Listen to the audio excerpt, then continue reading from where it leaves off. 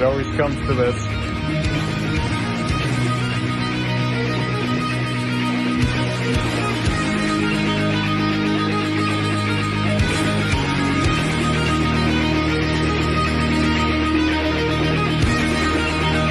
More nice shit.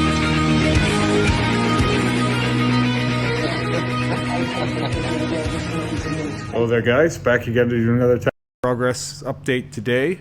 Where I last left off, I had no doubt done the big session on my arm with Rick. We did 4.5 hours on my arm. We did my whole, or a lot of my inner bicep, my ditch, part of the talons and bone stuff on my the arm of the Cthulhu piece, and we laid out the tentacles on my hand.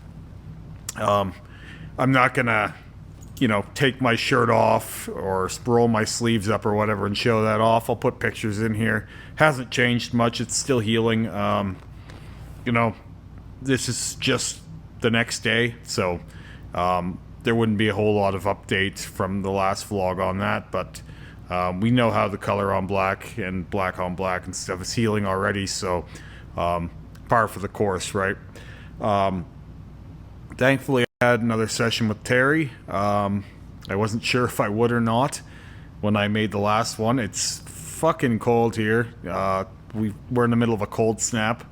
My car still isn't running, and a lot of people's aren't. There's been a lot of cancellations and people not coming in and stuff like this. So, yeah, Terry's taking the tomorrow off, but he did come in today for my session and one other session. Yeah.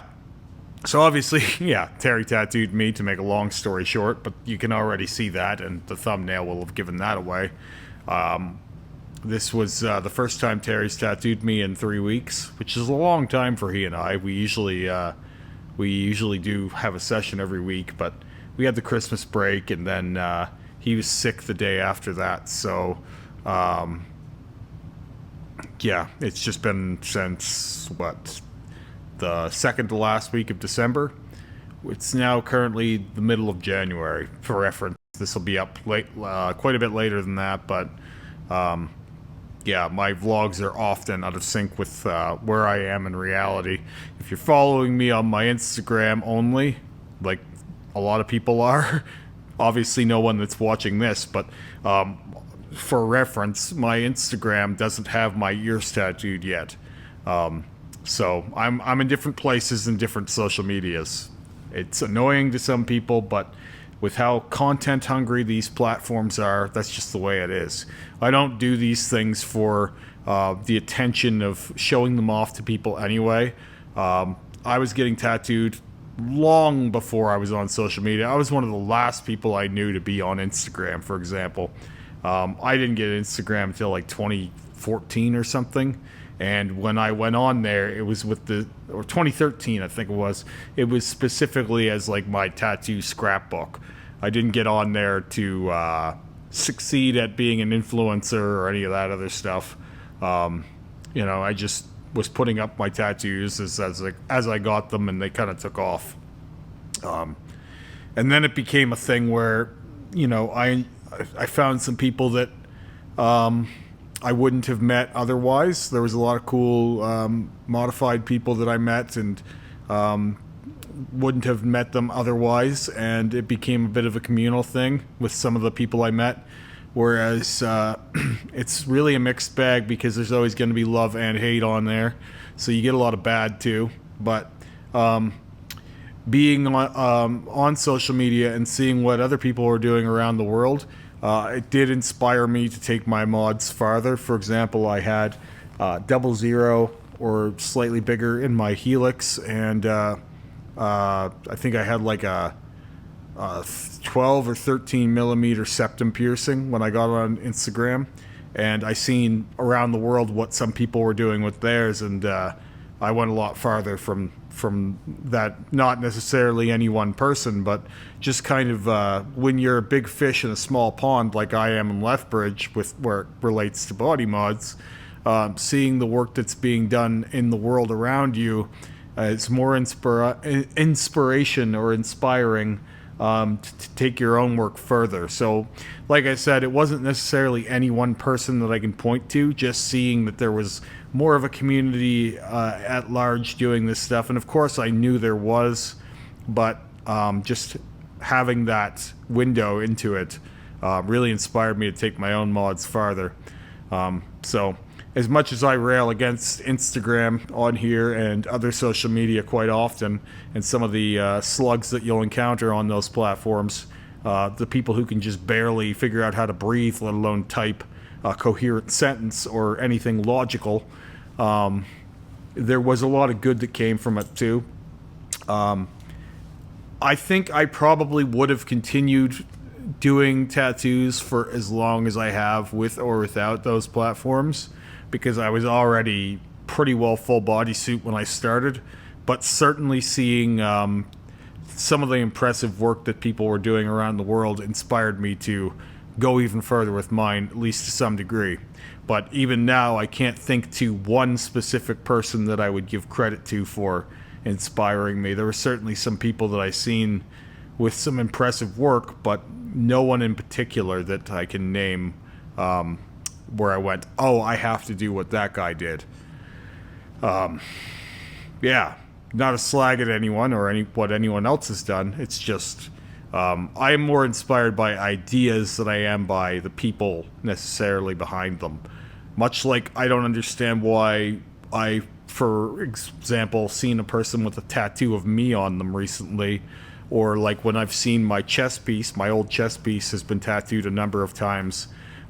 Those things have never made sense to me. What makes sense to me is being inspired by something and creating your own version of it. With all that said, I actually meant to talk about that a little bit on my last vlog, but I was fucking cold and just wanted to get the vlog done more or less. Sometimes it's just about having it recorded, and I didn't have time, or I totally glossed over some things.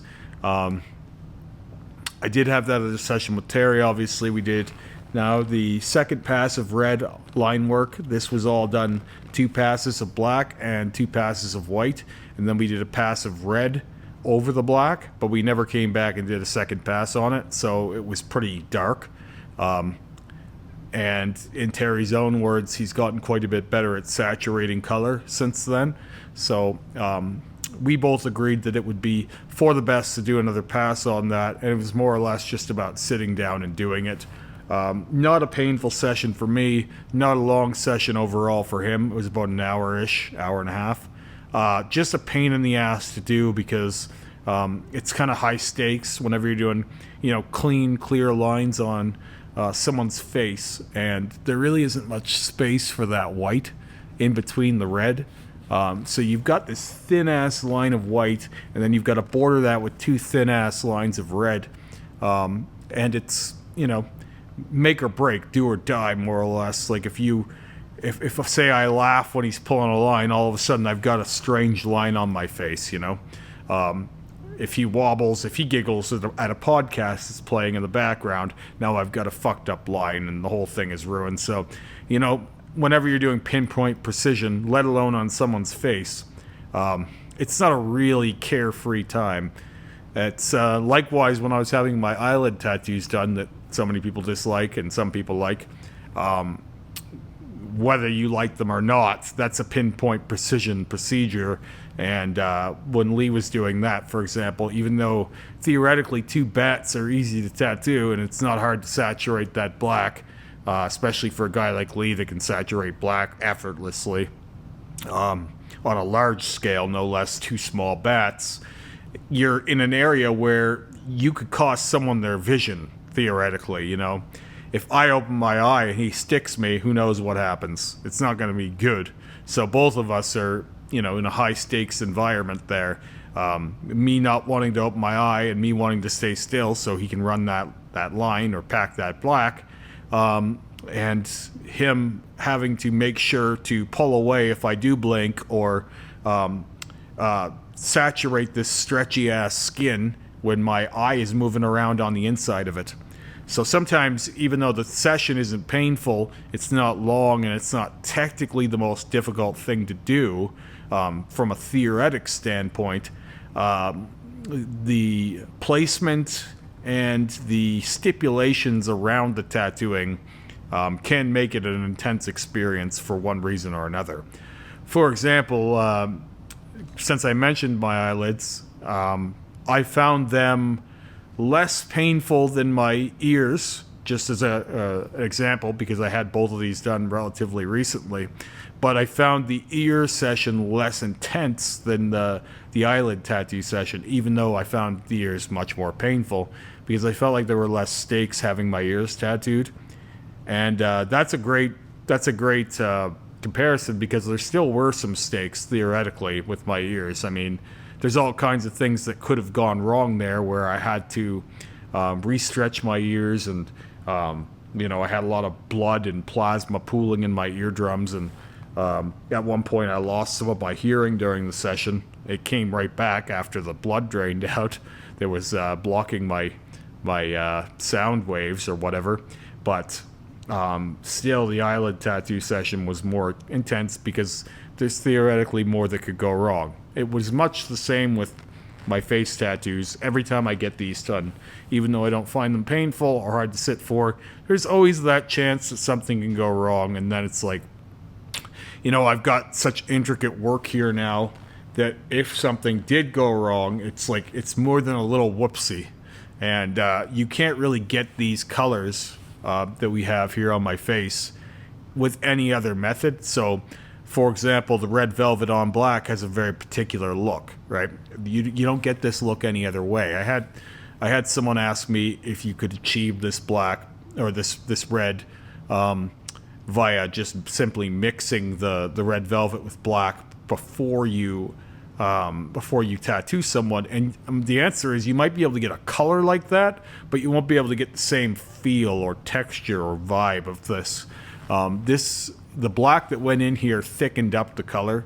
As I showed off when I had I don't have my head shaved now, but when I had fresh red velvet next to fresh red velvet over black, the red velvet over negative space around the script on my head. I'll put a picture in here to illustrate my point, but it was quite a bit thinner looking. It was lighter and brighter for sure, but it didn't look as dense. It didn't look as thick, and obviously the coloration was slightly different, even though it was fairly similar. It just didn't look like it was almost the same tone or frequency or texture or something. There's something very different about it. My skin in places looks more like red leather than it does like red skin. So having that black base there does change the overall feel of the skin in some way that I don't feel like you can get by pre-mixing your ink. I think some of that has to happen in the skin. So there are some unique tones that you can get through working over black. For example, the roses that I've done, they have a metallic look to them. And though there are some kind of metallic looking opaque grays I've seen, I haven't seen any that get this kind of a look to them, this steel kind of shine. I feel like that can only be got through doing a black layer and then lightening and darkening certain parts of it. There are some unique tones you can get through those methods that aren't available to you otherwise. I don't think you can set out from a negative space and get this kind of black and gray. I think you have to do that multi-layer. Same, the ones on my face here. I've never seen black and gray that looks like that. Maybe you don't like the way that looks. Maybe that's a good thing. Maybe you like the negative space. Whether you do or don't, though, I don't think you can get it any other way. You can't get this this result without the long journey there. And that's the long journey there being these spots on my chin, which we just did now. My chin has been tattooed 9 or 10 times, maybe more. I did have a tally last time we did this in December. I think I said it was 8 or 9, so I'm going 9 or 10 times on my chin now, and it's going to be pretty red. I wanted that chin to be as dramatic as possible. I have this red and white balance now at a place where if it were to stay the way it is right now when it's healed, it would be too much. Like when I seen how white it was after we finished the session, it gave me pause. It had that reaction again where when you change something on your face, sometimes it kicks you a little harder than something you do on your arm, because we look at our face more than any other part of our body, right? Our detection mechanisms are somewhat based around linking faces, or you recall someone when you look at their face, right? It's part of why I wouldn't do I wouldn't tattoo my eyes, is because I feel like there's so much personality in your eyes. No shade to those who get them done, but there's so much of our recognition, or the way we see people, that happens face to face, that whenever you alter a face, I feel like you get the most dramatic feeling. So I get that a little bit when we did this. I got that a little bit when I did the roses on my face last, when we did the third pass high points, which you can see did really well. I didn't have as much of that with my ears. I had a little bit of that with my bats on my eyelids, but overall they felt more like they should have been there all along, much to the chagrin of many of my YouTube subscribers. I think the brightness is what sets me off sometimes. But though these will stay quite a bit brighter this time, and there's a chance they're going to be really, really icy white this time, we already know that fresh white doesn't heal the way it goes in. And so it will be darker down the road. Even if it's a bit brighter than this, it won't be that bright even in a week from now. Eventually you'll level out to this third pass highlight that we have here. You can see very clearly illustrated for you. That's a third pass highlight there. That's kind of what you can get. I'm sure you could get something like this if you were willing to do it 5 or 6 times. But theoretically, the most I've done anything has been 3 times, and you get bright enough white from that. So I'm not really interested in seeing if I can get my face white any brighter, but it might be an interesting thing to do another pass on the moon once Rick gets done with the color on the tentacles, and just see theoretically how much brighter a 4th pass and then subsequently a 5th pass can be. And more out of curiosity than anything, I'm wondering if you can get it to be, say, that bright when it's healed, if you're willing to do enough work on it. But those are things for another day. I've got another session coming up with Rick this week. We're going to be back on my inner bicep, I believe. And then I've got another session with Terry next week.